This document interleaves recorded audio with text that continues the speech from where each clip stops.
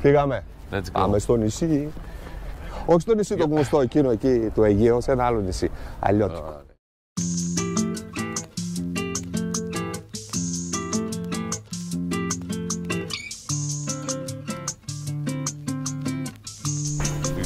Καλημέρα, καπετάνι.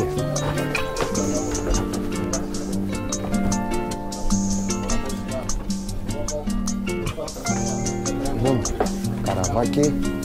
Παμπότης ή τα πάντα τρέφουσα είναι το αρχαίο όνομα της γνωστής σε όλους μας λίμνης των Ιωαννίνων, που στολίζει με τη σπάνια ομορφιά της το ομώνυμο λεκανοπέδιο, με ένα πλούσιο ιστορικό παρελθόν, διανθισμένο με θρύλους και παραδόσεις αιώνων. Η λίμνη της Κεραφροσύνης οδηγεί τη φήμη της πέρα από τα όρια της χώρας μας. Φεύγουμε από τα Ιάννηνα και πάμε στο νησάκι. 10 με 12 λεπτά είναι η διαδρομή. Απέναντι το βουνό Μητσικέλης και το χωριό απάνω